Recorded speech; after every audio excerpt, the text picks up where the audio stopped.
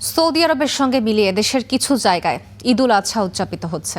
নামাজ শেষে দেশ ও জাতির কল্যাণ কামনায় মোনাজাত করা হয়। পরে আল্লাহর সন্তুষ্টি লাভের আশায় পশু কোরবানি করেন মুসল্লিরা। সৌদি আরবের সঙ্গে মিল রেখে দিনাজপুরে ঈদুল আজহা উদযাপন।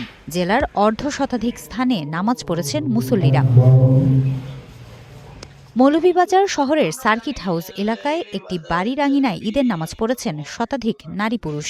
আজকে বিশ্ব মুসলিম উম্মার সাথে মিল রেখে আজকে আমরা মৌলভীবাজারে ঈদুল আজহার সালাত আদায় করতে পেরেছি। এই জন্য আলহামদুলিল্লাহ। আজকে আমরা ঈদের নামাজ পড়ার জন্য আসছি, ভালো লাগছে।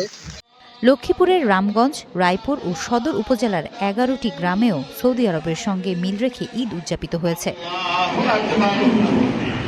আরাফার পরের দিন ঈদ হবে, এটাই যুক্তিযুক্ত। আমরা সেই যুক্তিযুক্ত মাসালার উপর আমল করতে পেরেছি, এজন্য আল্লাহর কাছে শুকরিয়া। আমরা চাই যে সারা বিশ্বের আমাদের দেশের সমস্ত মুসলিম মিল্লাত যেন এইভাবে যেন আমল করতে পারে। জামালপুরের ইসলামপুর, সরিষাবাড়ি ও মাদারগঞ্জ উপজেলার 20টি গ্রামেও অনুষ্ঠিত হয়েছে ঈদের জামাত। বৈরী আবহাওয়ার কারণে রামভদ্রা এলাকাসহ বিভিন্ন গ্রামে মুসল্লিরা ঘরেই নামাজ পড়েছেন। ঈদের জামাত হয়েছে লালমনিরহাটের কালীগঞ্জের 3টি গ্রামেও।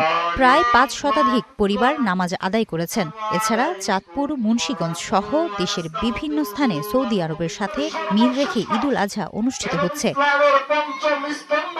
হিমাতুল জান্নাত, স্টার নিউজ।